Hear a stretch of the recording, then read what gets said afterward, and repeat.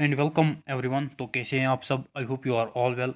सो यहाँ पर हम आज क्वेश्चंस करेंगे chapter number 10 class 11th biology, that is cell cycle and cell division. Cell cycle and cell division के हम क्वेश्चन करेंगे। ये हमारा चैप्टर नंबर 10 है।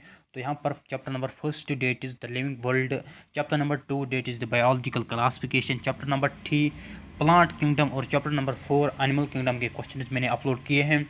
उसके बाद मैंने अपलोड किए हैं सेल बायोलॉजी के भी क्वेश्चंस।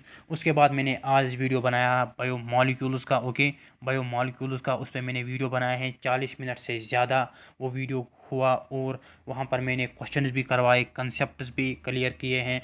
तो वो ज़रूर देखना, 40 मिनट से ज़्यादा वो वीडियो है। तो यहाँ पर हमने पहले 4 चैप्टर्स, उसके बाद जो 3 चैप्टर्स हैं, chapter number 5, 6 and 7 that is morphology, उसके बाद है एनाटॉमी, उसके बाद है स्ट्रक्चरल ऑर्गेनाइजेशन इन एनिमल्स। तो ये 3 चैप्टर्स मैंने स्किप किए। स्किप मैंने इसलिए किए क्योंकि यहाँ पर मैंने सोचा पहले जो सेल बायोलॉजी है, बायोमॉलिक्यूल हैं और सेल साइकिल सेल डिवीजन है, पहले ये 3 चैप्टर्स करते हैं। इनमें से क्वेश्चंस इजी होते हैं निकालने और ये इजी भी याद रखने हैं। जो चैप्टर नंबर 5, 6 एंड 7 है, वहाँ पर ज़्यादा एग्जाम्पल्स हैं। लाइक मॉर्फोलॉजी में बहुत ज़्यादा एग्जाम्पल्स हैं जो बच्चों को याद नहीं रहती हैं। तो वो 3 चैप्टर्स मैंने स्किप किए हैं। तो इन टोटल जो ये अभी मैं वीडियो बना रहा हूँ cell cycle and cell division का, यहाँ पर हमारे पास 4 एंड 3 हो गए। यहाँ पर 7 चैप्टर्स यहाँ पर हम बायोलॉजी के कंप्लीट कर रहे हैं इस वीडियो की मदद से। ओके, तो यहाँ पर और केमिस्ट्री के भी मैंने यहाँ पर biomolecule and D and F block elements के क्वेश्चंस अपलोड किए हैं। आप यहाँ पर प्लेलिस्ट में जा सकते हो। प्लेलिस्ट में जाकर यहाँ पर आप टॉप नॉच क्वेश्चंस वाला प्लेलिस्ट देखना, उसी में ये सारे वीडियोस आपके मिलेंगे। बहुत अच्छे वीडियोस हैं और अच्छे अच्छे क्वेश्चंस मैंने करवाए हैं और उनकी प्रोबेबिलिटी ज़्यादा है एग्ज़ाम में आने के लिए। तो यहाँ पर हम cell cycle and cell division के क्वेश्चन करेंगे आज। तो यहाँ पर क्वेश्चन नंबर फर्स्ट की बात करते हैं। The sequence of events by which cell duplicate their genome, synthesize other components of the cell which eventually distribute into two daughter cells is called। तो यहाँ पर जो ये डेफिनेशन है यही basically cell cycle and cell division की definition है कि जो सीक्वेंस ऑफ इवेंट्स होता है, ओके, जो इवेंट्स होते हैं जिसमें एक तो सेल का जीनोम डुप्लीकेट होता है, ओके, सेल का जीनोम डुप्लीकेट होता है, और यहाँ पर सेल सिंथेसाइज करती हैं other components of the cell, जो इसमें और कंपोनेंट्स होती हैं वो भी सिंथेसाइज करती हैं। सो जीनोम को डुप्लीकेट करती हैं और फिर इसको डिस्ट्रीब्यूट करते हैं 2 डॉटर सेल्स में। ओके, डिस्ट्रीब्यूट करते हैं 2 डॉटर सेल्स में। इसी को हम यहाँ पर सेल साइकिल कहते हैं। तो याद रखना, सेल साइकिल यही प्रोसेस है कि एक सेल से 2 सेल्स बनती हैं जो पेरेंट सेल होती हैं, उससे यहाँ पर 2 डॉटर सेल्स बनती हैं जो एक जैसी होती हैं, आइडेंटिकल 2 डॉटर सेल्स बनती हैं एक सेल से। इसी को हम यहाँ पर सेल साइकिल या सेल डिवीजन कहते हैं। तो इसमें डीएनए भी यहाँ पर डुप्लीकेट होता है जिसको हम जीनोम डुप्लीकेशन भी कहते हैं, और अदर कंपोनेंट्स भी बनाते हैं जो फिर डिस्ट्रीब्यूट होते हैं इसके 2 डॉटर सेल्स में। ओके, इसके 2 डॉटर सेल्स में। तो इसी को हम सेल साइकिल कहते हैं। क्योंकि आपको पता होगा कि जो यहाँ पर प्लांट्स हुए, एनिमल्स हुए, यहाँ पर जो इनकी बॉडी होती हैं वो मिलियंस ऑफ सेल्स से बनी होती हैं, और यहाँ पर सेल्स कंटिन्यूअसली डिवाइड करते हैं और 2 नए सेल्स को जन्म देते हैं। ये फिर कंटिन्यूअसली डिवाइड करते हैं, ये भी फिर इनटू यहाँ पर बहुत सारे सेल्स बनती हैं, और कुछ सेल्स मरती भी हैं और नए सेल्स बनती हैं। ओके, तो सेल यहाँ पर बनती हैं प्री एग्जिस्टिंग सेल से। ओके, तो यहाँ पर यही कंसेप्ट है कि एक सेल से 2 सेल्स बनते हैं, 2 डॉटर सेल्स, फिर वो फिर से डिवाइड करते हैं, फिर से डिवाइड करते हैं। इसी को हम सेल डिवीजन कहते हैं। तो इसमें बहुत सारे स्टेप्स होते हैं, बेसिकली वही हमें यहाँ पर पढ़ने हैं। तो यहाँ पर अगर हम cell phases of cell cycle को देखेंगे, okay, phases of cell cycle को देखेंगे, जो यहाँ पर सेल साइकिल हैं इसको हम मेनली 2 फेज में डिवाइड करते हैं। एक हो गया यहाँ पर इंटरफेज, ओके, इंटरफेज, और है यहाँ पर एम फेज जिसको माइटोसिस भी कहते हैं। इंटरफेज को हम फर्दर यहाँ पर 3 फेज में डिवाइड करते हैं, G1 phase, S phase and G2 phase. और यहाँ पर जो माइटोसिस हैं, माइटोसिस को यहाँ पर हम फर्दर प्रोफेज में डिवाइड करते हैं, मेटाफेज में, एनाफेज में और टीलोफेज में, और लास्ट में साइटोकाइनेसिस होती है। सो ये हमारा cell cycle and cell division है, और ये माइटोसिस हैं। उसके बाद मियोसिस आती हैं जिसमें हमको गमीट्स बनाने हैं। पहले हम यहाँ पर इसको कवर करते हैं। तो मैंने बोला कि सेल साइकिल के मेनली 2 फेज हैं, एक इंटरफेज और एक एम फेज। इंटरफेज की अगर हम बात करते हैं तो इंटरफेज में यहाँ पर G1 फेज होता है। G1 फेज में क्या होता है, इसमें एंजाइम्स बनते हैं जो हमको डीएनए रेप्लिकेशन में मदद करते हैं। ओके, एस फेज में डीएनए रेप्लिकेशन होती है और G2 फेज में यहाँ पर आरएनए सिंथेसिस और इसमें सेंट्रियोल भी डुप्लीकेट करता है। ओके ओके, सॉरी, सेंट्रोल इसमें डुप्लीकेट नहीं करता है। G2 फेज में यहाँ पर प्रोटीन्स बनते हैं और आरएनए सिंथेसिस होती हैं। ओके, और ग्रोथ इसमें भी होती है, कंटिन्यूस ग्रोथ इसमें भी होती है। फिर उसके बाद एम फेज होता है। तो यहाँ पर जो क्वेश्चन है वो है DNA replication occurs in, DNA replication किस में होती है, तो मैंने बोला ना डीएनए रेप्लिकेशन एस फेज में होती है। G1 फेज में एंजाइम्स बनते हैं, G2 फेज में रेप्लिकेशन होती है, सॉरी एस फेज में रेप्लिकेशन होती है और G2 फेज में क्या होता है कि आरएनए सिंथेसिस और प्रोटीन सिंथेसिस होती हैं। सो जो यहाँ पर नेक्स्ट क्वेश्चन है, the phase between 2 successive M phase is called. जो फेज यहाँ पर 2 सक्सेसिव एम फेज में होता है उसको हम क्या कहते हैं, इंटरफेज, प्रोफेज, एनाफेज, मेटाफेज। तो यहाँ पर मैंने बोला पहले इंटरफेज होता है और इंटरफेज में 3 स्टेप्स होते हैं, G1 phase, S phase and G2 phase. G1 phase में यहाँ पर एंजाइम सिंथेसिस होती हैं, एस फेज में डीएनए रेप्लिकेशन होते हैं, G2 फेज में RNA synthesis and protein synthesis होती हैं। उसके बाद यहाँ पर एम फेज होता है, माइटोसिस, एक्चुअल सेल डिवीजन होता है और उसके बाद फिर यहाँ पर इंटरफेज होता है, उसके बाद माइटोसिस। सो यहाँ पर आप देख सकते हो 2 सक्सेसिव एम फेजेस, यहाँ पर एक एम फेज है, उसके बाद यहाँ पर और एक एम फेज है। तो इन 2 फेज में क्या होता है, इंटरफेज होता है, याद रखना। क्वेश्चन नंबर यहाँ पर आप देख सकते हो, a biosynthetic phase where cell organelle duplicates itself is. So यहाँ पर आपको क्वेश्चन ये बोल रहा है कि जो बायोसिंथेटिक फेज होता है where cell organelle duplicate itself is, तो उसको हम इंटरफेज कहते हैं। मैंने बोला ना कि पहले इंटरफेज होता है, इंटरफेज यहाँ पर प्रिपरेशन होती है। ओके, सो यहाँ पर इंटरफेज प्रिपरेशन होती है किसके लिए, सेल डिवीजन के लिए, एक्चुअल माइटोसिस के लिए। मैंने बोला पहले इंटरफेज होता है उसके बाद माइटोसिस होती है। तो इंटरफेज में ये सब कुछ होता है, बायोसिंथेटिक फेज यही है। इसी में इसके यहाँ पर जो एस फेज होता है उसमें डीएनए रेप्लिकेशन होती है, G2 फेज में RNA synthesis and protein synthesis होती हैं और जो इसका G1 फेज है उसमें क्या होता है कि G1 फेज में यहाँ पर एंजाइम्स बनते हैं रेप्लिकेशन के लिए। तो यहाँ पर ये बायोसिंथेटिक फेज है और इसी में जीनोम डुप्लीकेट होता है। फिर माइटोसिस होती है, ये सेकंड्स में होती हैं। अगर हम यहाँ पर टाइम की बात करें तो इंटरफेज यहाँ पर 95% टाइम खाता है टोटल सेल साइकिल का। ओके, इंटरफेज यहाँ पर 95% टाइम खाता है टोटल सेल साइकिल का। उसके बाद यहाँ पर माइटोसिस होती है। ओके, माइटोसिस में क्या होता है, एक सेल यहाँ पर 2 सेल्स में डिवाइड करती हैं, क्योंकि यहाँ पर जो प्रिपरेशन होते हैं सेल डिवीजन के लिए वो पहले ही इंटरफेज में होती हैं। ओके, इंटरफेज में होती हैं, जो मैंने बोला कि क्या होता है G1 में, एस फेज में और G2 फेज में। फिर यहाँ पर डिवीजन होता है, एक सेल से 2 बनती है। तो यहाँ पर इसका जो करेक्ट ऑप्शन है वो है इंटरफेज, जो बायोसिंथेटिक फेज है सेल ऑर्गेनली जिसमें डुप्लीकेट करती हैं। Next question, yeast can progress through the cell cycle in about.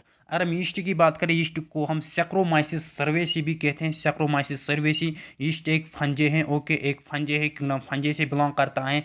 और अगर हम इसकी जो सेल साइकिल होता है, जो इसका सेल डिवीजन होता है, वो कितने मिनट्स में कंप्लीट होता है, वो 90 मिनट्स में कंप्लीट होता है। एक यीस्ट सेल यहाँ पर 90 मिनट्स में 2 सेल्स बनाती हैं। ओके, और अगर हम ह्यूमन्स की बात करें, एक ह्यूमन सेल यहाँ पर, और ये यहाँ पर कंडीशन इस पे डिपेंड करता है। अगर हम ह्यूमन सेल को कल्चर में लेकर जाएंगे, ओके, कल्चर में लेकर जाएंगे, तो यहाँ पर एक ह्यूमन सेल यहाँ पर 24 आवर्स लेती है। ओके, 24 आवर्स लेती हैं सेल डिवीजन के लिए, 24 आवर्स सेल डिवीजन के लिए। तो यहाँ पर 2 पॉइंट्स हमारे पास आए। यीस्ट को यहाँ पर 90 मिनट्स लगते हैं सेल डिवीजन के लिए, और अगर हम ह्यूमन सेल की बात करें उसको यहाँ पर 24 घंटे लगते हैं सेल डिवीजन के लिए। याद रखना, टेक्स्ट बुक के दोनों पॉइंट्स हैं। नेक्स्ट क्वेश्चन आप यहाँ पर देख सकते हो, dash represents the most active stage of cell cycle. कौन सा स्टेज सबसे ज़्यादा एक्टिव होता है सेल साइकिल में? तो option A is the correct option, interphase. क्योंकि मैंने बोला ना इंटरफेज में सब कुछ होता है, हिस्टोन्स बनाने हैं, हिस्टोन प्रोटीन सिंथेसाइज होते हैं, जो भी करना होता है इंटरफेज में होता है। क्योंकि इंटरफेज को हम फर्दर तीन हिस्सों में डिवाइड करते हैं, तीन फेज़ में डिवाइड करते हैं। एक हो गया G1 फेज़, दूसरा हो गया S फेज़ और हो गया G2 फेज़। G1 फेज़ को हम गैप 1 फेज़ भी कहते हैं, S फेज़ को हम सिंथेसिस फेज़ भी कहते हैं क्योंकि इसमें DNA रेप्लिकेशन होती है, याद रखना। और G2 फेज़ को हम गैप 2 फेज़ भी कहते हैं। इसमें यहाँ पर क्या होता है कि RNA synthesis and protein synthesise होती हैं for the preparation for mitosis. तो इसका जो करेक्ट ऑप्शन है वो है इंटरफेज। नेक्स्ट क्वेश्चन यहाँ पर आप देख सकते हो, लेकिन कंफ्यूज मत होना। Interphase is called the resting phase. Interphase को हम रेस्टिंग फेज भी कहते हैं। अब आप क्वेश्चन एराइज करोगे कि इसको हम क्यों रेस्टिंग फेज कहते हैं। ओके, आपने तो अभी बोला कि इसमें सेल एक्टिव होती हैं, ये सबसे ज़्यादा टाइम खाती है, 90% ऑफ टोटल सेल डिवीजन यही टाइम खाती हैं इंटरफेज, क्योंकि इसमें DNA एप्लीकेशन होती है। एस फेज में, G1 फेज में यहाँ पर एंजाइम सिंथेसिस होती है, G2 फेज में यहाँ पर RNA synthesis and protein synthesis होती है। लेकिन अभी आप बोल रहे हो कि इसको रेस्टिंग फेज भी कहते हैं। रेस्टिंग फेज हम इसको इसलिए कहते हैं क्योंकि यहाँ पर आप यहाँ पर देख सकते हो, it does not involve any activity related to cell division. क्योंकि यहाँ पर जो इंटरफेज है इसमें सेल डिवीजन नहीं होता है। जो हमारा मकसद है एक सेल से दो सेल्स बनाना, वो इसमें नहीं होता है, लेकिन उसकी प्रिपरेशन इंटरफेज में होती है। प्रिपरेशन इसकी इंटरफेज में होती है और जो एक्चुअल सेल डिवीजन होता है वो एम फेज में होता है, इसीलिए हम इसको रेस्टिंग फेज भी कहते हैं। अगर आप यहाँ पर देख सकते हो, अभी आप प्रेपरेटरी फेज में हो, अभी आप प्रिपरेशन कर रहे हो एंट्रेंस की प्रिपरेशन आप पिछले 1 साल से कर रहे हो, तो सबसे ज़्यादा टाइम किसने लिया? प्रिपरेशन में। और जो आपका एग्जाम है वो 3 घंटे हैं, चाहे नीट की बात करो या BSc nursing paramedical technology course की बात करें, वो भी 3 घंटे हैं। इसी तरीके से यहाँ पर जो एक्चुअल यहाँ पर फेज होगा वो होगा आपका एग्जाम टाइम, जो 3 घंटे हैं। वही दिन यहाँ पर आपका असली में जो जो यहाँ पर मैं माइटोसिस की बात कर रहा हूँ, जो यहाँ पर जो एक्चुअल सेल डिवीजन है वो यहाँ पर सिर्फ 5 मिनट की बात है।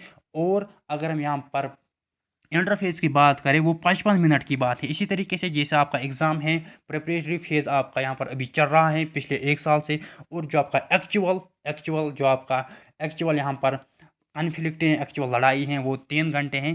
तो यहाँ पर इसीलिए हम इंटरफेस को रेस्टिंग फेज़ कहते हैं, क्योंकि ये प्रिपरेटरी फेज़ है। और जो एक्चुअल डिवीजन है, सेल डिवीजन, उसको हम एम फेज़ कहते हैं। और वो असली यहाँ पर जो काम है हमको चाहिए 2 सेल्स 1 सेल से, वो एम फेज़ हैं। नेक्स्ट क्वेश्चन यहाँ पर बोल रहा है कि किस फेज में यहाँ पर एंजाइम सिंथेसिस होती हैं। Okay, dash phase synthesise enzymes required during S phase. S phase में यहाँ पर क्यों एंजाइम्स हमें रिक्वायर होते हैं? क्योंकि एस फेज में DNA रेप्लिकेशन होती है। ओके, आपको पता है कि DNA डबल स्ट्रैंडेड होता है, तो इसको यहाँ पर खोलना पड़ता है with the help of enzymes. और फिर DNA रेप्लिकेशन में भी हमें एंजाइम्स की ज़रूरत होती है। ओके, तो यहाँ पर DNA की रेप्लिकेशन होती है। ओके, एक कॉपी से 2 कॉपीज़ बनती हैं, तो इसीलिए यहाँ पर मैंने बोला ना पहले कि G1 में यहाँ पर एंजाइम सिंथेसिस होती हैं, जो एंजाइम्स हमें बेकार लगते हैं किसमें एस फेज में DNA रेप्लिकेशन के लिए। नेक्स्ट क्वेश्चन आप यहाँ पर देखो, इसमें भी कंफ्यूज नहीं होना। इसमें यहाँ पर मतलब इसमें मैं एक पॉइंट बोलूँगा, जो नीट का जो पिछला पेपर था उसमें आया था। यहाँ पर है non dividing cells enter the, जो यहाँ पर सेल्स डिवाइड नहीं करती हैं वो किस फेज़ में एंटर होती हैं? तो वो यहाँ पर G फेज़ में एंटर होती हैं। लेकिन यहाँ पर और एक पॉइंट है G0 फेज़। G0 फेज़ यहाँ पर आपकी टेक्स्ट बुक ने लिखा है, ये अलग से याद रखना। G0 फेज़ जिसको हम क्विसेंट स्टेज भी कहते हैं। ओके, क्विसेंट स्टेज भी कहते हैं। यहाँ पर सेल्स मेटाबॉलिकली इनएक्टिव होती हैं। ओके, इनएक्टिव होती हैं। लेकिन आप अब बोलोगे मुझे कि यहाँ पर कुछ सेल्स G0 फेज़ में एंटर होती हैं। G0 फेज़ एक सेपरेट फेज़ है। तो यहाँ पर आप मुझे बोलोगे कि अब सेल्स G0 फेज़ में क्यों एंटर होती हैं?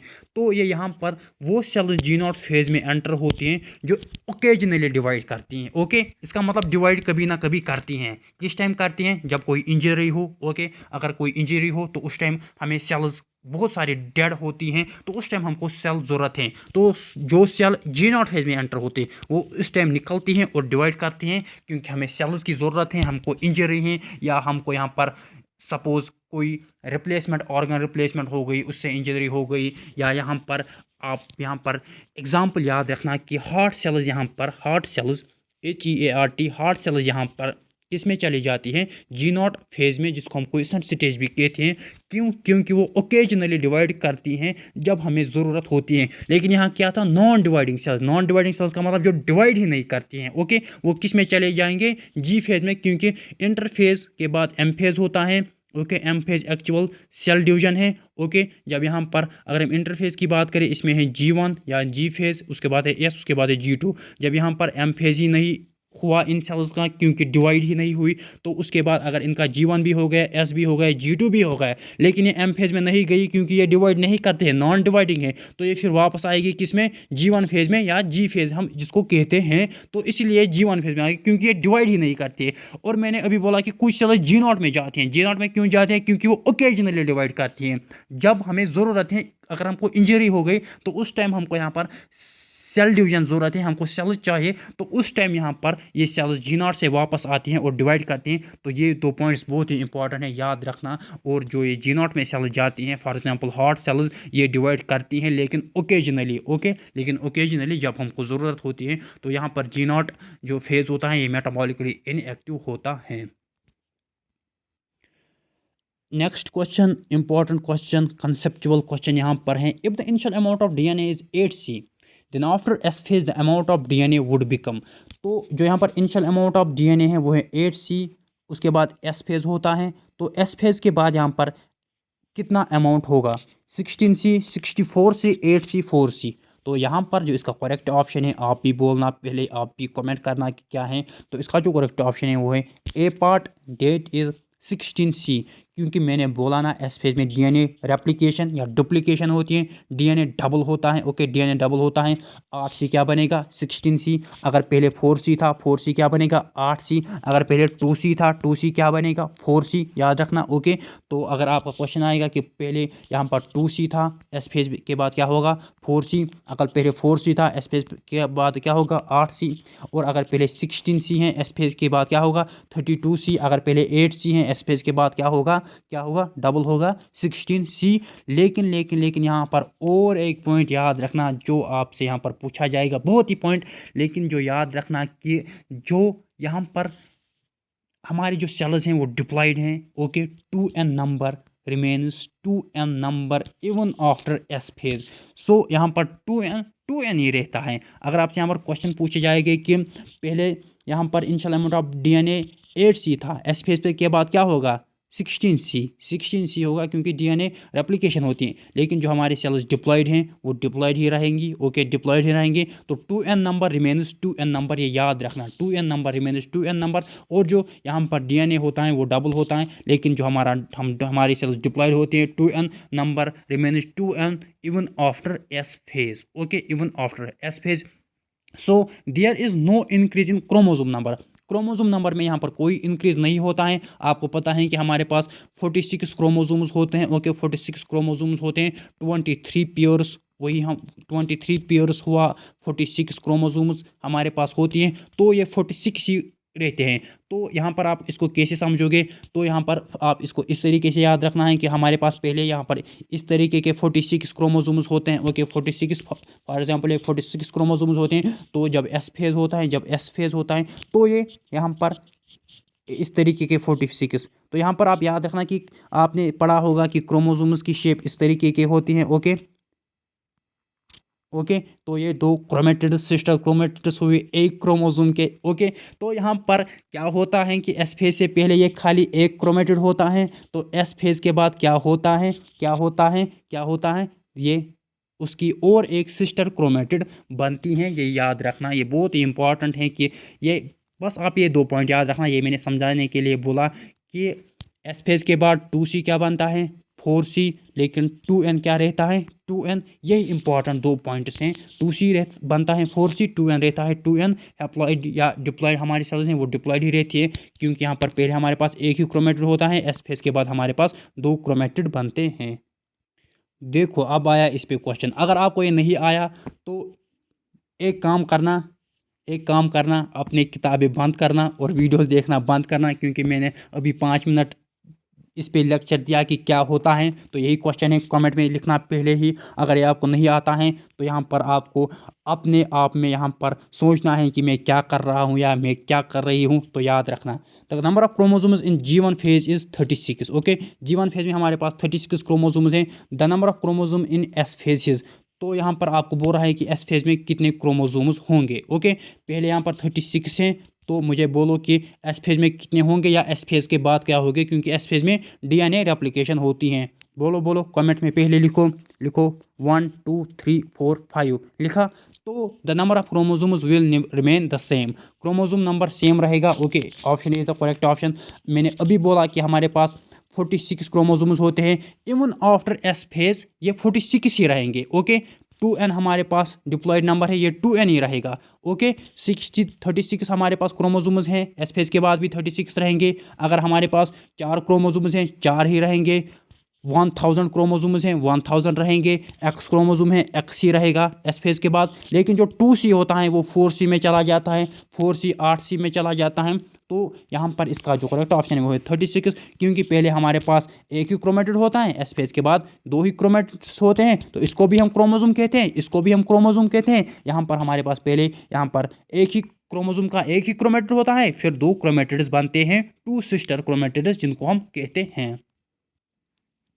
नेक्स्ट क्वेश्चन यहाँ पर आप देख सकते हो, a phase of the cell cycle which lasts more than 95% of total duration is, कौन सा फेज सेल साइकिल का ऐसा है जो सबसे ज़्यादा टाइम लेता है। अगर यहाँ पर इंटरफेज और माइटोसिस हमारे पास मेन यही है, इंटरफेज प्रिपरेशन होती है सेल डिवीजन के लिए, और माइटोसिस में एक्चुअल सेल डिवीजन होता है, 1 2 बनती हैं।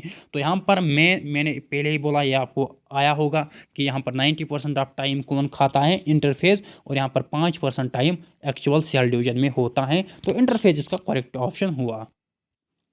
अगर आपसे पूछा जाएगा कि dramatic period of cell cycle कौन होता है, जिसमें ज़्यादा ड्रामा होता है, तो वो एम फेज में होता है, क्योंकि एम फेज में एक्चुअल सेल डिवीजन होता है, 1 से 2 बनते हैं। तो ड्रामेटिक पीरियड कौन होता है, एम फेज।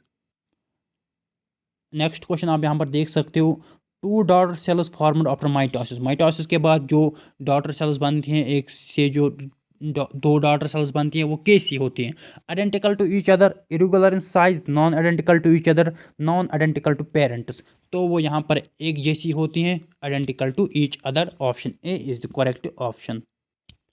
नेक्स्ट क्वेश्चन आप यहाँ पर देख सकते हो, a cell division in which diploid somatic cell divides into 2 identical daughter cells is called, उस सेल डिवीजन को हम क्या कहते हैं जिसमें डिप्लॉयड सोमेटिक सेल डिवाइड होते हैं 2 आइडेंटिकल डॉटर सेल्स में। तो पिछले 20 मिनट से मैं यही बक रहा हूँ यहाँ पर कि उसको हम माइटोसिस कहते हैं, जिसमें एक सेल 2 सेल्स को जन्म देती हैं, और जो ये सेल हैं ये डिप्लॉयड हैं 2n number of chromosomes. Total chromosomes हम में हैं 46, में इंसानों की बात कर रहा हूँ, तो वो हो गया 23 पेयर्स। और सोमेटिक सेल हमारे पास होती हैं, और एक टाइप का सेल होता है, और उसको हम गैमेटिक सेल कहते हैं, गैमेटिक सेल और सोमेटिक सेल। तो सोमेटिक सेल्स में यहाँ पर माइटोसिस होती हैं, ये भी याद रखना। अब ये क्वेश्चन आपको आना चाहिए, अभी मैंने बोला which type of cell division is called somatic cell division, somatic cell division हम किसको कहते हैं, किसको कहते हैं, माइटोसिस को। ओके, अगर यहाँ पर गमेटिक सेल डिवीजन कहते हैं तो उसको मियासिस कहते हैं। अब हमारा यहाँ पर जो माइटोसिस हैं, अब माइटोसिस यानी एम फेज स्टार्ट हुआ हमारा। मैंने बोला ना कि जो हमारा सेल साइकिल है, ओके, सेल साइकिल 2 फेजेस का बना होता है, interphase and M phase. M phase को हम माइटोसिस कहते हैं, इंटरफेज एंड माइटोसिस। इंटरफेज में हमने 3 स्टेजेस पढ़े, G1 फेज जिसको हम गेप फेज भी कहते हैं, और यहाँ पर एस फेज और G2 फेज, याद रखना।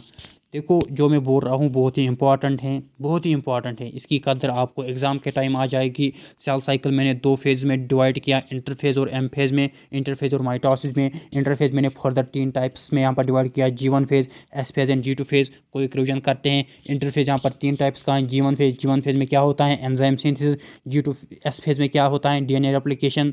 2C 4C बनता है, 4C 8C 8C 16C 16C 32C 32C 64C। Okay, और यहाँ पर एस फेज में क्या होता है, क्रोमोसोम नंबर सेम रहता है, 2n रहता है, 2n। अगर हमारे पास 40 क्रोमोसोम्स हैं तो 40 ही रहेंगे, 46 हैं तो 46 ही रहेंगे। क्या होता है कि एक क्रोमेटिड से एक, पहले एक क्रोमेटिड होता है और बाद में 2 क्रोमेटिड्स बनते हैं। और G2 फेज में यहाँ पर आरएनए सिंथेसिस होती हैं, आरएनए सिंथेसिस और प्रोटीन सिंथेसिस होती है। तो ये हमारा कंप्लीट हो गया, इससे बाहर कुछ नहीं ये पूछेंगे। और उसके बाद हमारा एक्चुअल माइटोसिस होती है, और इंटरफेज यहाँ पर सबसे ज़्यादा टाइम खाता है 95%। उसके बाद हमारी माइटोसिस हुई एक्चुअल सेल डिवीजन, और माइटोसिस को हम यहाँ पर 4 फेज में डिवाइड करते हैं। जैसे हमने इसको 3 फेज में डिवाइड किया इंटरफेज को, माइटोसिस को हम प्रोफेज में डिवाइड करते हैं, उसके बाद मेटाफेज में, उसके बाद एनाफेज में, और उसके बाद टीलोफेज में।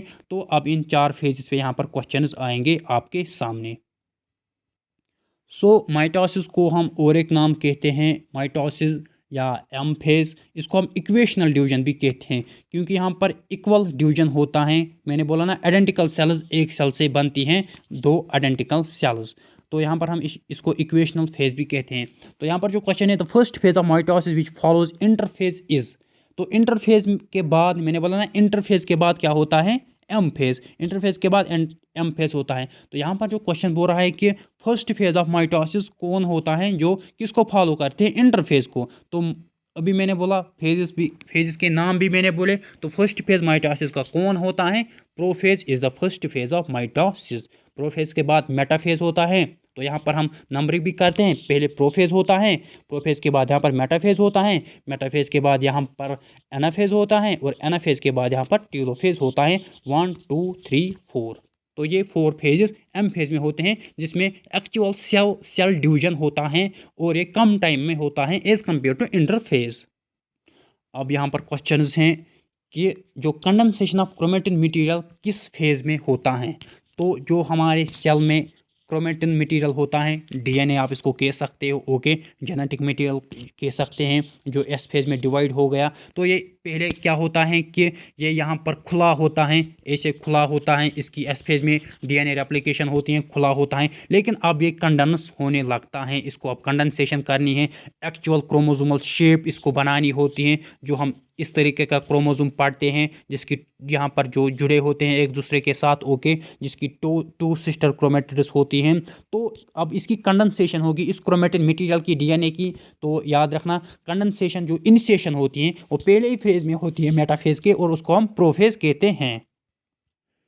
सो यहाँ पर प्रोफेज की अगर हम बात करें, जो फर्स्ट फेज है मेटाफेज का, इसको यहाँ पर मैं 3 ही पॉइंट्स में बोलूँगा, उसके बाद कुछ नहीं आएगा। तो प्रोफेज में क्या होता है, तो प्रोफेज पहले यहाँ पर फर्स्ट फेज है यहाँ पर माइटोसिस का, तो किसके बाद होता है, किसके बाद होता है, G2 फेज के। क्योंकि मैंने बोला ना S phase and G1 phase, पहले इंटरफेज होता है, इंटरफेज में पहले G1 होगा, इंटरफेज में दूसरा स्टेप एस फेज होगा, इंटरफेज में तीसरा स्टेप G2 फेज होगा।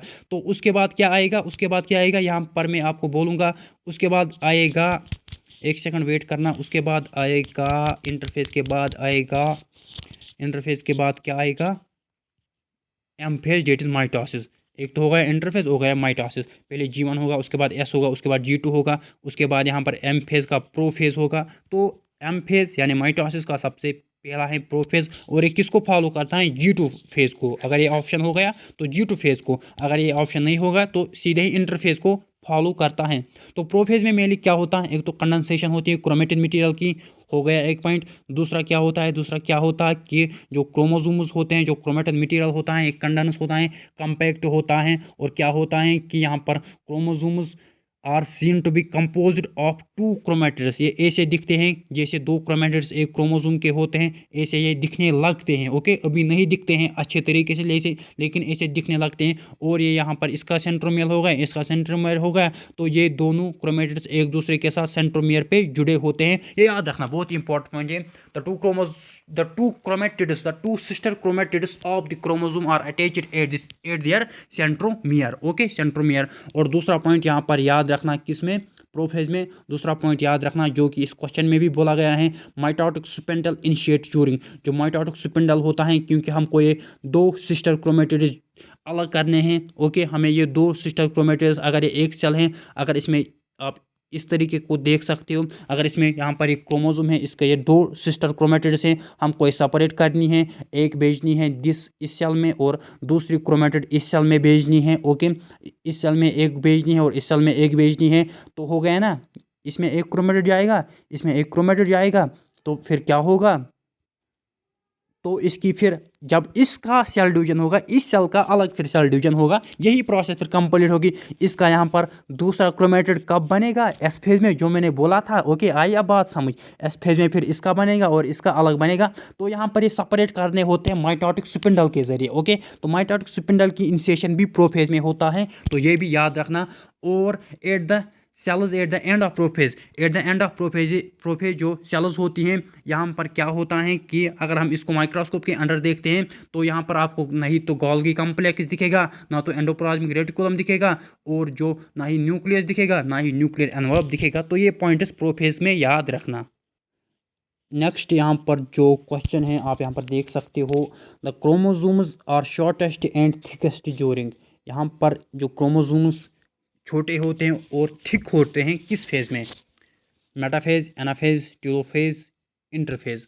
तो पहला जो फेज़ था प्रोफेज, तो उसमें मैंने जो पॉइंट्स बोले वो याद रखना। उसके बाद क्या आता है मेटाफेज। मेटाफेज में जो क्रोमोसोम है वो सबसे अच्छा दिखता है, तो ये याद रखना कि अगर हम मेटाफेज की बात करें, अगर हमको क्रोमोसोम सबसे अच्छी तरीके का देखना चाहिए तो हमें यहाँ पर मेटाफेज पे देखना चाहिए, क्योंकि मेटाफेज में क्रोमोसोम की मॉर्फोलॉजी सबसे अच्छी होती है। यहाँ पर आपको क्रोमोसोम अच्छा दिखेगा और इसके ये दो सिस्टर क्रोमेटिड्स हैं वो भी आपको अच्छे दिखेंगे। और यहाँ पर ये इसका सेंट्रोमियर होगा, ये इसका सेंट्रोमियर हो गया, तो ये इसी जगह पे आपस में यहाँ पर जुड़े होते हैं। और यहाँ पर याद रखना कि small disc shaped structure at the surface of centromere, यहाँ पर एक डिस्क शेप्ड स्ट्रक्चर बनती है जिसको हम काइनेटोकोर कहते हैं। ओके, काइनेटोकोर कहते हैं। तो इसी काइनेटोकोर पे यहाँ पर जो माइटोटिक स्पिंडल बनता है, जब हमको ये दो सिस्टर क्रोमेटिड्स सेपरेट करने हैं, एक सेल में भेजना है और दूसरी डॉटर सेल में भेजनी है, तो यहाँ पर जो माइटोटिक स्पिंडल होता है, जो अभी प्रोफेज में बना माइटोटिक स्पिंडल जो इनको सेपरेट करती हैं, जो रस्सी एक तरीके की रस्सी होती है, इसको यहाँ पर यहाँ खींचती है और इसको यहाँ खींचती हैं।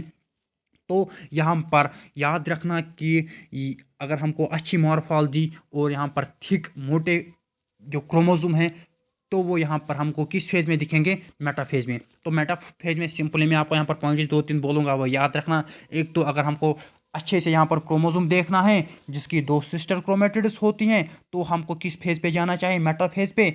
और यहाँ पर क्या होता है, जो न्यूक्लियर एनवलप होता है न्यूक्लियस का, वो डिसइंटीग्रेट होता है और जो ये क्रोमोसोम्स हैं ये साइटोसॉल में चले जाते हैं, खुले घूमते हैं, क्योंकि अब इनको क्या करना है, इनको यहाँ पर सेंटर पे आना है, अलाइन होना है सेंटर पे। ओके, अलाइन होना है सेंटर पे। और इनका क्या होगा, इनका यहाँ पर जो माइटोटिक स्पिंडल है, स्पिंडल फाइबर्स हैं, वो अटैच होंगे किसको? काइनेटोकोर को। यहाँ पर मैं आपको समझाता हूँ, ये दो सिस्टर क्रोमेटिड्स हो गए एक क्रोमोसोम के, और ये मेरे पास दूसरा क्रोमोसोम है, इसका दो सिस्टर क्रोमेटिड्स हैं। ये सेंट्रोमियर हो गया यहाँ पर, सेंट्रोमियर होगा यहाँ पर, और यहाँ पर डिस्क शेप्ड स्ट्रक्चर जिसको हम काइनेटोकोर कहते हैं। तो यहाँ पर क्या होगा कि माइटोटिक स्पिंडल अराइज होगा, यहाँ पर इस तरीके की रस्सियाँ आएंगी, यहाँ पर भी रस्सी आएंगी। ओके ओके ओके, तो यहाँ पर भी माइटोटिक स्पिंडल आएगा और यही इस तरीके से ये ऊपर खींचेगा, ये नीचे खींचेगा, और ये क्रोमेटिड इस क्रोमेटिड से जुदा होंगी, यहाँ पर एक दूसरे के साथ सेपरेट होंगी। ओके ओके ओके, तो अभी ये सेपरेट नहीं होते, इस फेज में सेपरेट नहीं होती हैं, लेकिन इस फेज में आप याद रखना कि हमको मॉर्फोलॉजी अच्छे दिखेगी क्रोमोसोम की, जिसमें टू सिस्टर क्रोमेटिड्स होते हैं।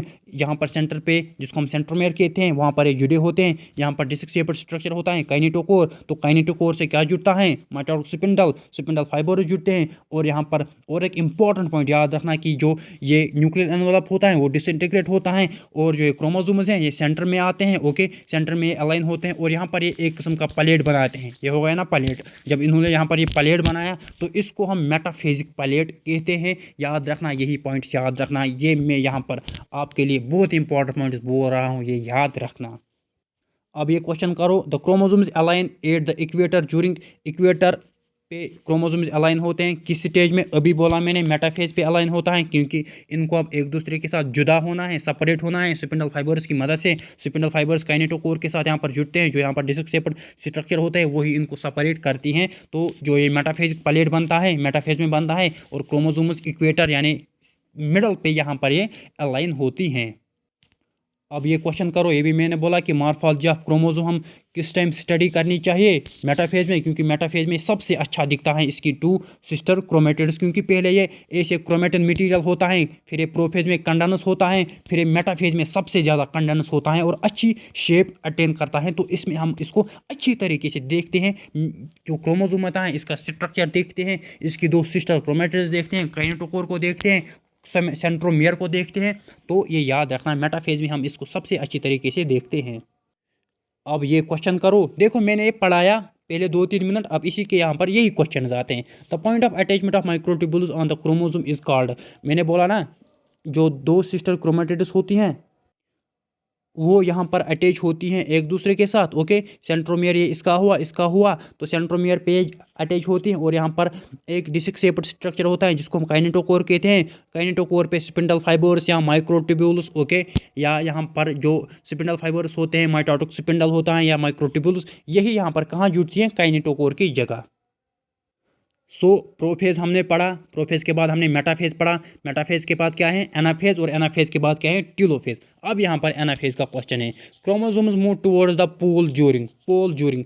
तो जो यहाँ पर ये सेल है मेरे पास, ओके, ये मेरे पास सेल है, ये सेल का सेंटर हो गया जिसको हम इक्वेटर भी कहते हैं। ओके, इक्वेटर यहाँ पर मेटाफेज में क्या हुआ था, जो न्यूक्लियस था, न्यूक्लियर एनवलप डिसइंटीग्रेट हुआ था। क्रोमोसोम यहाँ पर खुले घूम रहे थे, मेटाफेज में सेंटर पे आ गए। ओके, सेंटर पे आ गए तो उसमें यहाँ पर माइटोटिक स्पिंडल अटैच हो गए काइनेटोकोर के साथ, किसमें, मेटाफेज में। तो ये यहाँ पर अब मेटाफेज जो स्पिंडल फाइबर्स है वो इनको खींचेंगे टुवर्ड्स पोल। ये नॉर्थ पोल हो गया, ये साउथ पोल हो गया, ये समझाने की मैं वहाँ पर बात कर रहा हूँ। तो यहाँ पर अब उनको खींचेंगे तो यहाँ पर पोल पे, ऊपर वाले पोल पे और नीचे वाले पोल पे ये जाती हैं। यहाँ पर इसमें जाएंगे एक सिस्टर क्रोमेटिड, यहाँ पर और एक सिस्टर क्रोमेटिड जाएंगे, फिर यहाँ पर डिवीजन होगा, ये एक सेल हो गई, ये दूसरी सेल हो गई, तो एक सेल से दूसरी सेल मुझे मिल गई, यही मेरा मकसद है। तो यहाँ पर जो क्रोमोसोम्स हैं ये मूव करते हैं पोल्स की तरफ, किस फेज में, प्रोफेज, मेटाफेज, उसके बाद क्या आता है, एनाफेज में, याद रखना। तो एक पॉइंट हमारा एनाफेज का हो चुका है।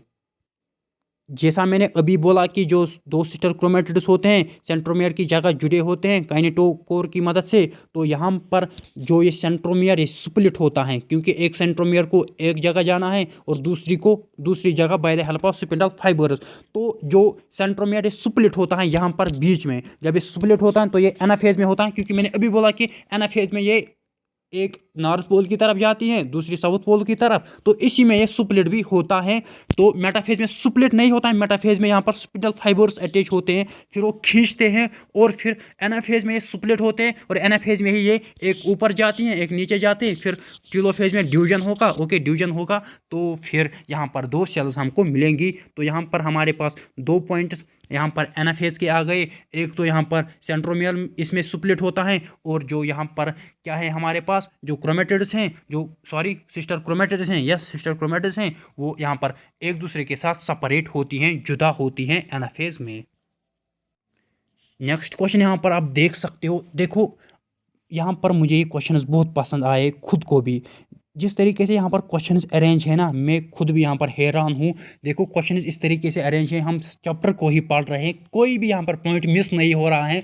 चाहे आप किसी यहाँ पर किसी आला टीचर से पढ़ोगे तो यहाँ पर आप देखना कि यहाँ पर एक भी पॉइंट मिस नहीं हो रहा है। तो क्वेश्चंस भी इस तरीके से अरेंज है कि सब कंसेप्ट आ रहे हैं। तो यहाँ पर हम क्या पढ़ रहे थे, एनाफेज, एनाफेज के बाद क्या आएगा, टीलोफेज। तो हम यहाँ पर फेजेस भी कंप्लीट कर रहे हैं। हमने G1 फेज पढ़ा जिसमें क्या हुआ वो आपको याद होगा, S फेज भी पढ़ा उसमें क्या हुआ वो याद होगा, और G2 फेज हुआ उसमें भी आपको याद होगा कि क्या हुआ था, मैंने अभी तक 4 बार बोला है।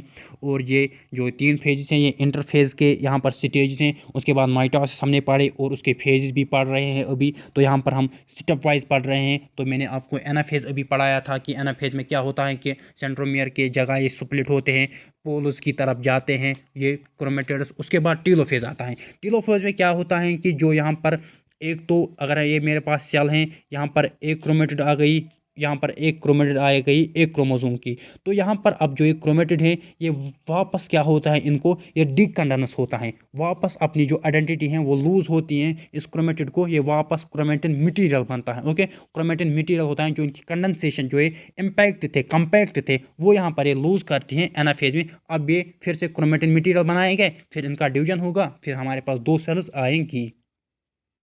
देखो भाई क्वेश्चन भी आ गया और हमारा पॉइंट भी निकल गया, द माइटोटिक स्पिंडल डिसअपियर्स इन। तो अब माइटोटिक स्पिंडल का कोई काम नहीं है, उन्होंने यहाँ पर माइटोटिक स्पिंडल ने क्रोमेटिड्स को जुदा किया कहाँ पे, क्रोमेटिड्स को जुदा किया कहाँ पे एनाफेज में। तो इनका अब काम नहीं है। एनाफेज के बाद क्या आ गया, एनाफेज के बाद यहाँ पर टीलोफेज आ गया। तो टीलोफेज में यहाँ पर माइटोटिक स्पिंडल डिसअपियर हो गई। तो टीलोफेज के हमारे पास यहाँ पर दो पॉइंट्स निकले कि जो यहाँ पर हमारे पास अपोजिट पोल्स पे क्रोमेटिन्स आ गए, वो यहाँ पर डिकंडेंस होते हैं, क्रोमेटिन मटेरियल में कन्वर्ट होते हैं, और यहाँ पर जो माइटोटिक स्पिंडल थी जो जिन्होंने इनको खींचा वो भी यहाँ पर डिसअपियर होते हैं। देखो भाई, यही क्वेश्चन है कि डिकंडेंसेशन ऑफ क्रोमोसोम्स कब आती हैं, तो टेलोफेज में आते हैं, ये अपनी आइडेंटिटी यहाँ पर लूज करते हैं। सो न्यूक्लियर एनवलप की मैंने बात की कि न्यूक्लियर एनवलप कहाँ पे यहाँ पर डिसइंटीग्रेट होता था, प्रोफेज में, जो कि पहला फेज था किसका, माइटोसिस का। प्रोफेज में न्यूक्लियर एनवलप डिसइंटीग्रेट हुआ और जो क्रोमोसोम्स थे वो खुले घूमे किसमें, साइटोप्लाज्म में। तो अब न्यूक्लियर एनवलप को रीअसेंबल होना है, क्योंकि अपना काम तो हो गया यहाँ पर, ये इनको हमने जुदा किया क्योंकि अब सेल डिवीजन करना है। तो अब न्यूक्लियर एनवलप रिसेंबल होता है टेलोफेज में। अब इनको यहाँ पर मैंने बोला ना, ये एक सेल थी, यहाँ पर आधे क्रोमेटिड चले गए और यहाँ पर आधे। अब यहाँ पर सेल डिवीजन हमको करना है, अभी नहीं हुआ, लेकिन अब यहाँ पर हमको न्यूक्लियर एनवलप लाना है, क्योंकि क्रोमोसोम्स होते हैं न्यूक्लियस में, तो न्यूक्लियर एनवलप हमको बनाना है पहले, फिर यहाँ पर डिवीजन होगा। यहाँ पर ये एक सेल हो गई, ये दूसरी सेल हो गई, तो टेलोफेज में न्यूक्लियर एनवलप रीअसेंबल होता है। यहाँ पर माइटोसिस यानी एम फेज के 4 स्टेप्स हमने पढ़े, उनके पॉइंट्स भी बोले। इसके बारे यहाँ पर कुछ नहीं आएगा, चाहे आप नीट की बात करो, एम्स की बात करो, जिपमर की बात करो, जो भी तूफान आएगा इससे बाहर तो आएगा ना, ये मेरी गारंटी है आपसे। अगर यहाँ पर माइटोसिस की अगर हम बात करें, अभी हमने मियासिस पढ़ा नहीं है, याद रखना। यहाँ पर अगर हम बात करेंगे अब क्या होता है, तो अब हम यहाँ पूछे, क्रोमेटिड जुदा हो गए एक दूसरे से, ओके। अब हमको अभी तक डिवीजन नहीं हुआ, अभी तक हमारे पास 2 सेल्स नहीं बने, तो अब यहाँ पर डिवीजन करना है, जिसको हम साइटोकाइनेसिस कहते हैं। देखो क्वेश्चन कैसे यहाँ पर मैंने बनाए हैं, कंसेप्ट सब क्लियर हो जाता है, सब कुछ क्लियर हो जाता है। तो ये यहाँ पर डिवीजन हो गया, जिसको हम साइटोकाइनेसिस कहते हैं। तो ये लास्ट स्टेप होता है एम फेज का। तो हमारे पास ये एक सेल हो गई, ये दूसरी सेल हो गई, जितने क्रोमेटिड्स इसमें उतने क्रोमेटिड्स इसमें, और ये डिकंडेंस होते हैं, क्रोमेटिन मटेरियल होता है, क्योंकि डिकंडेंस हो गया ना किस टाइम, डिकंडेंस यहाँ पर एनाफेज में, सॉरी टेलोफेज में हो गया था, ओके। तो cytokinesis is the last phase of M phase, और साइटोकाइनेसिस में डिवीजन होता है। देखो क्वेश्चन क्या है, जबरदस्त क्वेश्चन है, टेक्स्ट बुक के हिसाब से यहाँ पर क्वेश्चन है। If karyokinesis is not followed by cytokinesis then gives rise to. Karyokinesis हम न्यूक्लियर डिवीजन कहते हैं, ओके। न्यूक्लियर डिवीजन जो हमने किया, हमने क्रोमेटिड्स को सेपरेट किया, उसी को हम न्यूक्लियर डिवीजन कहते हैं। तो उसके बाद साइटोकाइनेसिस होते हैं कि सेल डिवीजन, जिसको हम कहते हैं, ओके, जिसमें हमको 2 सेल्स बनाने हैं। यहाँ पर जो क्वेश्चन बोल रहा है कि अगर यहाँ पर कार्योकाइनेसिस होती है, न्यूक्लियर डिवीजन होता है, लेकिन साइटोकाइनेसिस नहीं होते हैं, तो क्या होगा। अभी आप बोलो क्या होगा, कमेंट में लिखो क्या होगा। यहाँ पर क्या होगा कि जो मेरे पास ये सेल थी, ओके, सेल थी, यहाँ पर आधे क्रोमोसोम चले गए, यहाँ पर आधे क्रोमोसोम चले गए, बेसिकली एक क्रोमोसोम का एक क्रोमेटिड ऊपर चला गया, दूसरा ऊपर, तो यहाँ पर इसका न्यूक्लियर एनवलप यहाँ पर बनाया, यहाँ पर एक न्यूक्लियर एनवलप बनाया। तो यहाँ पर हमारे पास इस सेल का, अब इसको क्या करना था, डिवाइड करना था। तो ये इस सेल का न्यूक्लियस था, ऊपर वाली सेल का न्यूक्लियस था, और ये नीचे वाली सेल का न्यूक्लियस था। तो यह यहाँ पर क्या हुआ, जब साइटोकाइनेसिस नहीं हुई, यहाँ पर बोल रहा है ना, अगर साइटोकाइनेसिस नहीं होती है कार्योकाइनेसिस के बाद, कार्योकाइनेसिस तो हो गई, न्यूक्लियर डिवीजन हो गया, लेकिन आपको अब यहाँ पर सेल डिवीजन करना है। अगर साइटोकाइनेसिस नहीं होती है तो क्या अराइज होगा यहाँ पर, अगर साइटोकाइनेसिस नहीं होती है, यहाँ पर मैं आपको अच्छी तरीके से समझाता हूँ, मीन्स ये डिवीजन नहीं होता है, तो यहाँ पर एक सेल में 2 न्यूक्लियस आ गए, सो मल्टी न्यूक्लिएट कंडीशन यहाँ पर अराइज होगी। आप यहाँ पर देख सकते हो, एक सेल में 2 न्यूक्लियस आ गए, यहाँ पर आप देख सकते हो, तो मल्टी न्यूक्लिएट कंडीशन हो जाएगी अगर साइटोकाइनेसिस नहीं होती हैं तो। ओ भाई साहब, क्वेश्चंस क्या आ रहे हैं, बहुत ही अच्छे क्वेश्चन, सब कुछ कवर हो रहा है। मुझे तो यकीन ही नहीं होगा कि इतने अच्छे क्वेश्चंस मैंने लाए होंगे। A single cell containing large number of nuclei, अभी हमने पढ़ा, हम यहाँ पर स्टेप्स में जा रहे हैं। जो एक सिंगल सेल होते हैं जिसमें बहुत सारे न्यूक्लिय होते हैं, बहुत सारे न्यूक्लियस, लाइक मैंने अभी दिखाया, एक सेल में 2 न्यूक्लियस, जो मैंने अभी बात की, अगर साइटोकाइनेसिस नहीं होती हैं तो यहाँ पर इसको हम सिनशियम कहते हैं, सिनशियम कहते हैं, याद रखना। इसकी एक एग्जाम्पल याद रखना, लिक्विड एंडोस्पर्म इन कोकोनट, ओके। लिक्विड एंडोस्पर्म इन कोकोनट याद रखना, जो हमारा कोकोनट होता है, जो उसका लिक्विड एंडोस्पर्म होता है, जिसको हम नींबू, सॉरी, ये पानी भी जो पीते हैं ना, क्या बोलते हैं इसको, ये कोकोनट को क्या बोलते हैं यहाँ पर हिंदी में, मुझे पता याद नहीं है अभी। तो कोकोनट को जो जो उसका वाटर होता है जो हम पीते हैं, लिक्विड एंडोस्पर्म जो कोकोनट का होता है, लिक्विड एंडोस्पर्म, उसकी कंडीशन यही होते हैं। उसमें जो साइटोकाइनेसिस नहीं होते हैं तो उसमें मल्टी न्यूक्लियर कंडीशन अराइज होती है, तो यहाँ पर सिनशियम बनता है। तो ये याद रखना, सिनशियम की एग्जाम्पल याद रखना, लिक्विड एंडोस्पर्म। और यहाँ पर अगर हम बात करेंगे प्लांट सेल की, प्लांट सेल में आपको पता होगा कि सेल वॉल भी होता है, लेकिन एनिमल सेल में क्या होता है, प्लाज्मा मेम्ब्रेन होता है, लेकिन प्लांट सेल में सेल वॉल भी होता है। वहाँ पर यहाँ पर और एक स्टेप थोड़ा बहुत यहाँ पर चेंज होते हैं कि क्या होता है कि जो यहाँ पर हमें नया सेल वॉल भी बनाना है, तो वहाँ पर क्या क्या होता है, वहाँ पर सेल प्लेट जनरेट होता है। Okay okay, that represent the middle lamella, जो रिप्रेजेंट करता है मिडल लेमला को between the walls of the two adjacent cells, ये याद रखना। अब हमारा यहाँ पर जो मियासिस है, मियासिस नेक्स्ट टॉपिक हमारा है। मियासिस यहाँ पर हमारी स्टार्ट हो गई है मियासिस के क्वेश्चंस। तो यहाँ पर हमने सब कुछ कवर किया, इससे यहाँ पर बाहर कुछ नहीं आएगा, लेकिन अभी मियासिस हैं, अभी यहाँ पर आधा हमने कवर किया है, अभी आधा यहाँ पर बचा है। तो बायोमॉलिक्यूल्स में मैंने पढ़ाया है, इसी तरीके से पढ़ाया है, सब कुछ मैंने उसमें भी कवर किया है, वो वीडियो देखना, वो भी 40 मिनट से ज़्यादा है। तो यहाँ पर a type of cell division which reduces chromosome number to half is, उस सेल डिवीजन को हम क्या कहते हैं जिसमें क्रोमोसोम नंबर रिड्यूस होता है इसके आधे से, उसको हम क्या कहते हैं? तो उसी को हम मियोसिस कहते हैं। मैंने बोला ना, माइटोसिस में 2n रहता है, डिप्लॉयड नंबर रहता है। जो हमारी सोमेटिक सेल्स होती हैं वो डिप्लॉयड होती हैं, वो डिप्लॉयड ही रहती हैं। ओके, डिप्लॉयड ही रहती हैं। लेकिन अगर हम मियोसिस की बात करें, उसमें यहाँ पर जो 2n होता है वो n में चला जाता है, क्योंकि हमको गेमेट्स बनाने हैं, स्पर्म और एग हमको बनाना है। मेल में SPER, मेल में स्पर्म बनाना है और फीमेल में एग बनाना है। तो ये हैप्लॉइड हमको चाहिए। ओके, हैप्लॉइड हमको चाहिए, क्योंकि जब स्पर्म एग के साथ मिलेगा, ओके, स्पर्म एग के साथ मिलेगा, तभी यह हमारा जो बच्चा होगा वो डिप्लॉइड होगा, यानी 2n होगा। ओके, क्योंकि ये n है, मेल का स्पर्म n है, ओके, मेल का स्पर्म n है और फीमेल का एग n है। जब ये मिलेंगे आपस में, तो जो हमारा बच्चा होगा वो डिप्लॉइड होगा, यानी 2n होगा। लेकिन हमको क्या बनाने हैं? पहले गमीट बनाना है। देखो, मेल को क्या बनाना है? स्पर्म बनाना है। क्या बनाना है? स्पर्म। और स्पर्म क्या होना चाहिए? n होना चाहिए। तो हमको 2n किस में कन्वर्ट करना है? n में। और अगर हम फीमेल की बात करें, उसको क्या चाहिए? ओवा या एग जिसको हम कहते हैं। तो 2n को क्या बनाना है? n बनाना है, क्योंकि इन दोनों को आपस में मिलना है मेटिंग के टाइम। जब इनको मिलना है मेटिंग के टाइम, तो कॉपुलेशन के टाइम जब इनको मिलना है, तो मिलने के बाद ये 2n इनको फिर से बनाना है। जो बच्चा होगा वो डिप्लॉयड होगा, क्योंकि हम सब डिप्लॉयड हैं, लेकिन गमीट्स हैप्लॉयड होने चाहिए, n+n 2n। तो मियोसिस यही प्रोसेस है जिसमें हम क्या करते हैं? 2n को n में कंप्लीट कन्वर्ट करते हैं। ओके, 2n को n में।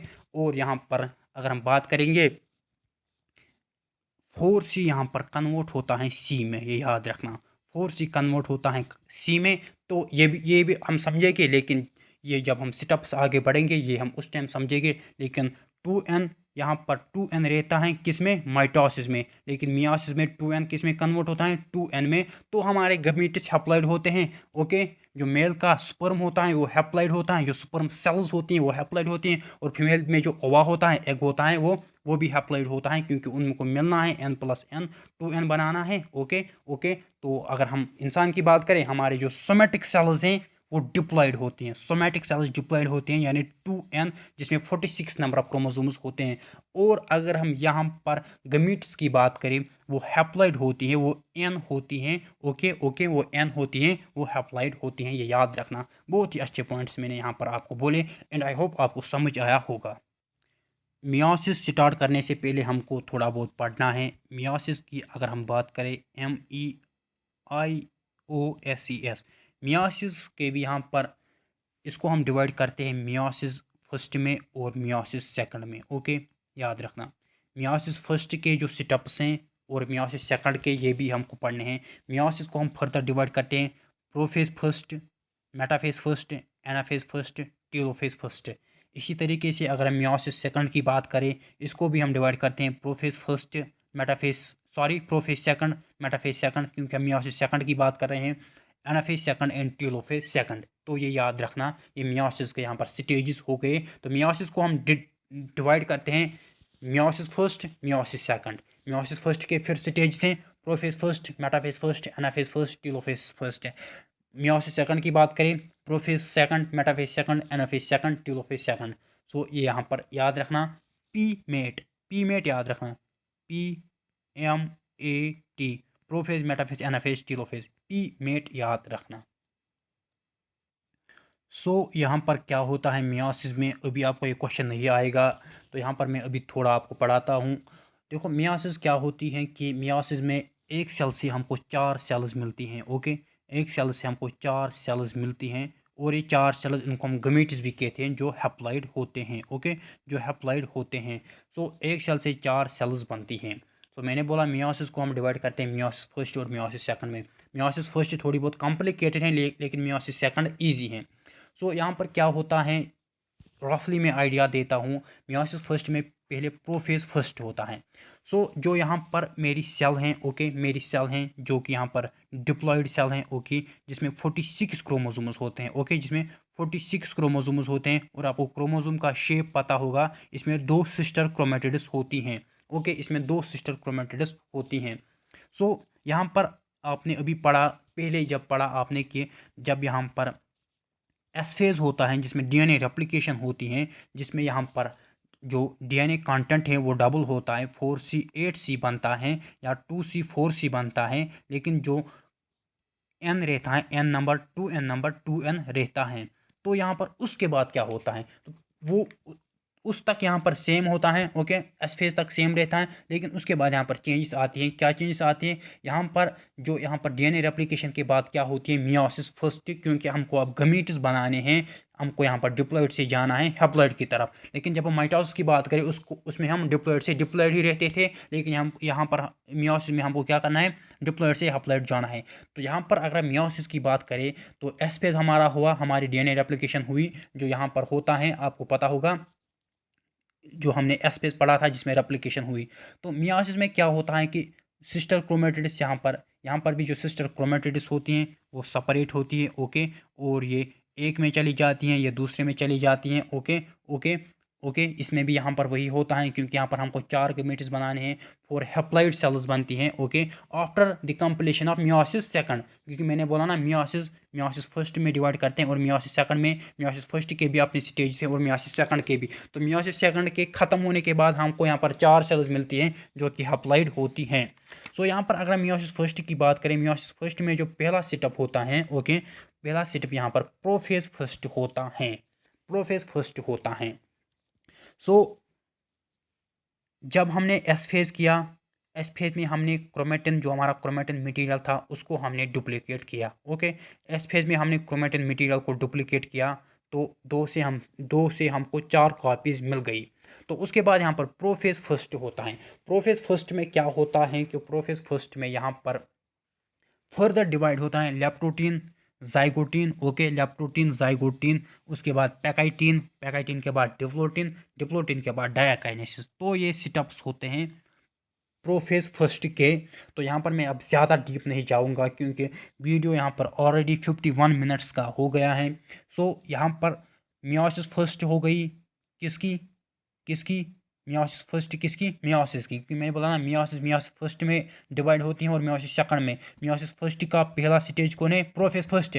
प्रोफेज फर्स्ट फिर किस में डिवाइड होता है, leptotene, zygotene, pachytene, diplotene and diakinesis. तो प्रोफेज फर्स्ट में यहाँ पर क्या होता है कि प्रोफेज फर्स्ट में जो पहला स्टेप है लेप्टोटीन, लेप्टोटीन में क्या होता है कि यहाँ पर कंपेक्शन होता है क्रोमोसोम्स की, यानी क्रोमेटिन मटेरियल की। क्योंकि मैंने बोला ना, एस फेज में हमारी डीएनए रेप्लिकेशन हो गई, ओके, 2 से मुझे 4 मिल गया। यहाँ पर समझाने की बात कर रहा हूँ। तो यहाँ पर एक क्रोमेटिन मटेरियल होता है, ओके, यहाँ पर ये कंडेंस नहीं होता है। तो यहाँ पर लेप्टोटीन में कंडेंसेशन होती है, ओके, कंडेंसेशन होती है। उसके बाद जाइगोटीन आता है। जाइगोटीन क्या होता है, जाइगोटीन में यहाँ पर पियरिंग होती है, ओके, पियरिंग होती है, उसको हम सिनेप्सिस कहते हैं। ये याद रखना जो मैं बोल रहा हूँ, पियरिंग होती है, सिनेप्सिस होता है। क्योंकि यहाँ पर अटेन की ना शेप, किसमें, लेप्टोटीन में कंडेंसेशन हो गई, शेप हमने अटेन की क्रोमोसोम की, तो यहाँ पर पियरिंग होती है, ओके, पियरिंग होते हैं, उसको हम सिनेप्सिस कहते हैं। तो यहाँ पर जो पियर होता है उसको हम होमोलॉगस क्रोमोसोम कहते हैं, ओके, होमोलॉगस क्रोमोसोम कहते हैं। सो यहाँ पर एक स्ट्रक्चर बनता है, उसको हम कहते हैं सिनेप्टोनेमल कॉम्प्लेक्स, ओके। तो यहाँ पर हम होमोलॉगस क्रोमोसोम को और एक कंडीशन कहते हैं बाइवेलेंट और टेट्राड, ओके, बाइवेलेंट और टेट्राड। ये मेरे पास एक क्रोमोसोम हो गया, ये इसका होमोलॉगस क्रोमोसोम हो गया, ये एक क्रोमोसोम की एक सिस्टर क्रोमेटिड, ये दूसरी, ये इसकी सिस्टर, ये इसकी सिस्टर। तो यहाँ पर ये पेयर मेरा बना, इसको हम टेट्राड कहते हैं, टेट्राड इसलिए यहाँ पर 1 2 3 4 सिस्टर क्रोमेटिड्स इन टोटल हैं। इसको हम बाइवेलेंट भी कहते हैं क्योंकि 2 क्रोमोसोम्स है हमारे पास। यहाँ पर सिनेप्टोनिमल कॉम्प्लेक्स बनता है, ओके, किसमें, सिनेप्टोनिमल कॉम्प्लेक्स में बनता है, यहाँ पर जाइगोटीन में।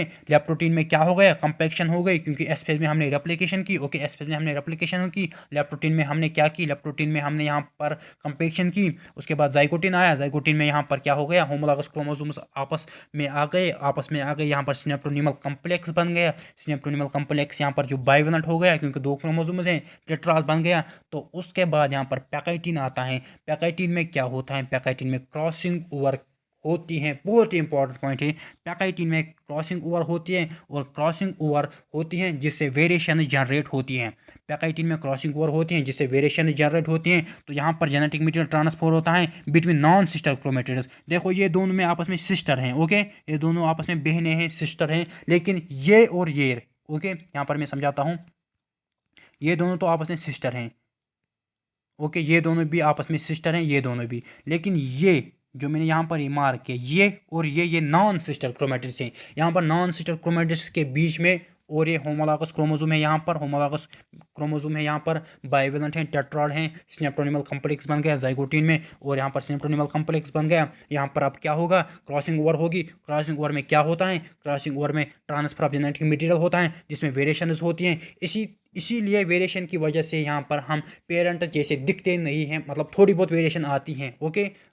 आदि आधे हम यहाँ पर बाप के जैसे दिखते हैं, आधी माँ के जैसे, तो यहाँ पर इसी को हम क्रॉसिंग ओवर कहते हैं। तो यहाँ पर एक एंजाइम लगता है जिसको नाम है रिकम्बिनेस, रिकम्बिनेस यहाँ पर लगता है। तो यहाँ पर ये पैटर्नल क्रोमोसोम हो गया होमोलॉगस क्रोमोसोम्स में, और ये मैटरनल हो गया, ओके, मैटरनल हो गया। तो यहाँ पर ये फादर का हो गया या मदर को हो गया, okay okay okay.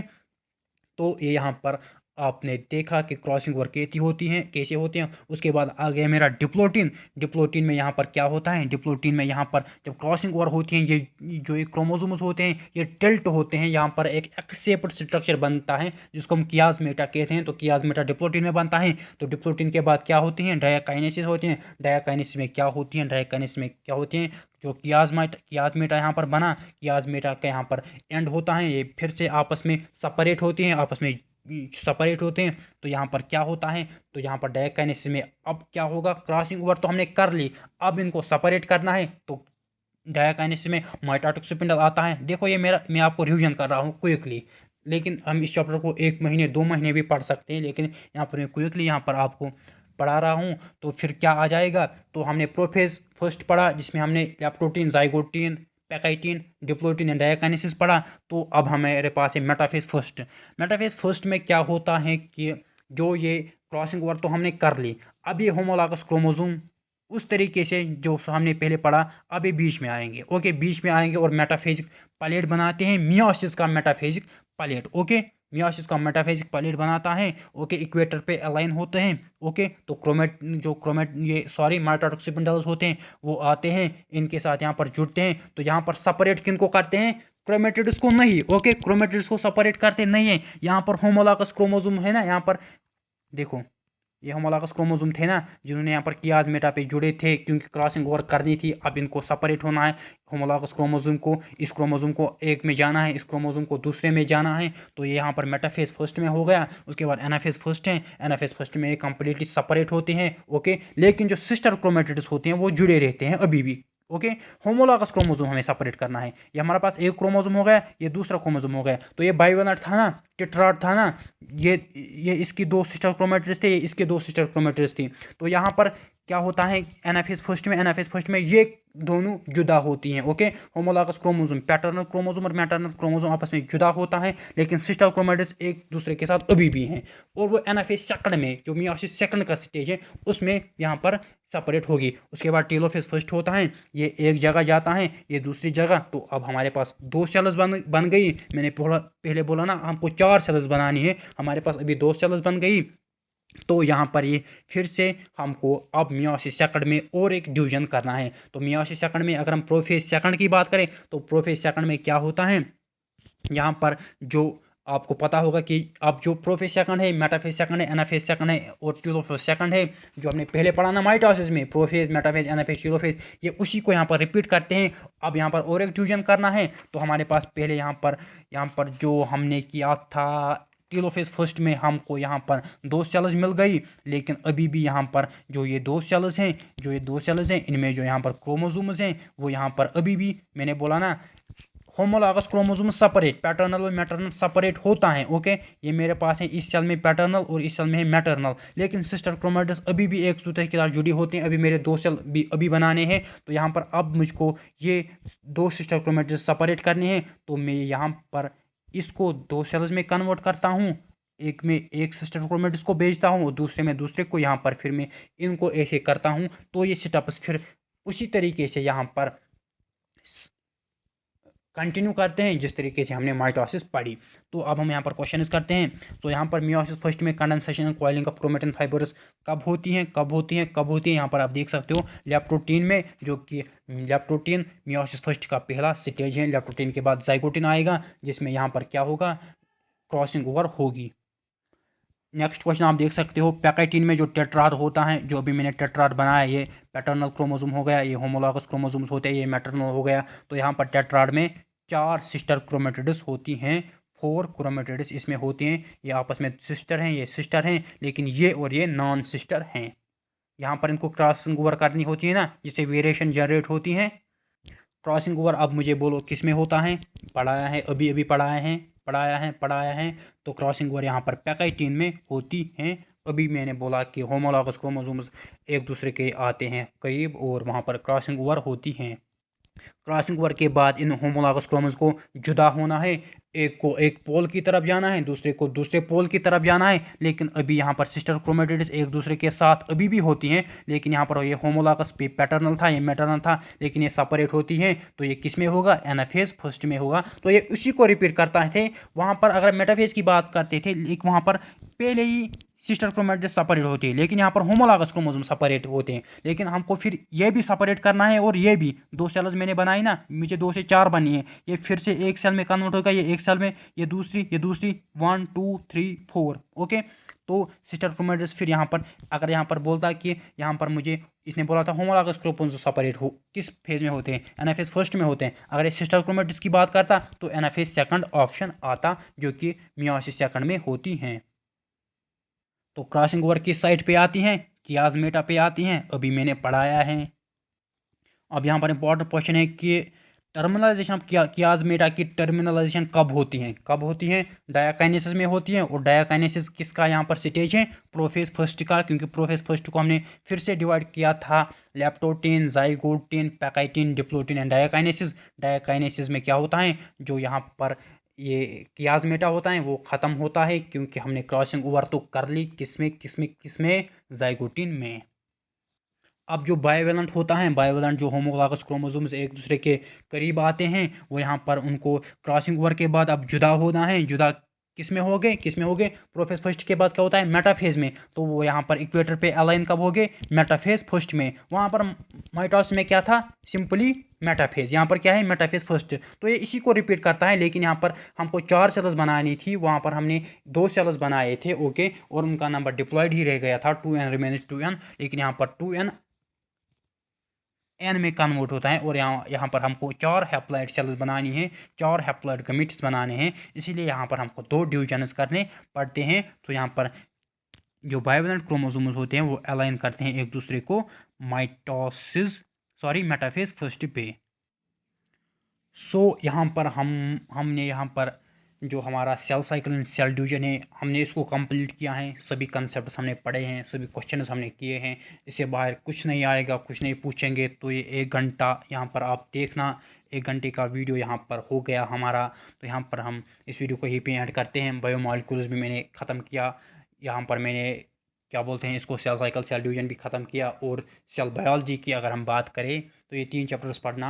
Cell biology की अगर हम बात करें, उस पर मैंने एक पार्ट बनाया है, उस पर दूसरा पार्ट आएगा, क्योंकि उसमें मैंने कम क्वेश्चन दिखाएंगे, तो वो कल आएगा। ओके, तो ये 3 चैप्टर्स हमने कंप्लीट किए और कंप्लीट किए।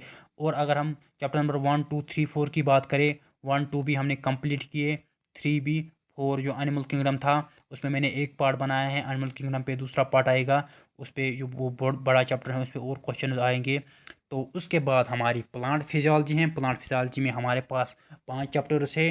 प्लांट फिजियोलॉजी के बाद हमारे पास एनिमल फिजियोलॉजी है, जिसमें हमारे पास 7 चैप्टर्स हैं, like digestion, respiration, excretion, circulatory system है, और क्या है, स्केलेटल सिस्टम है, एंडोक्राइन सिस्टम है, नर्वस सिस्टम है, और वो 7 चैप्टर्स हमको पढ़ने हैं।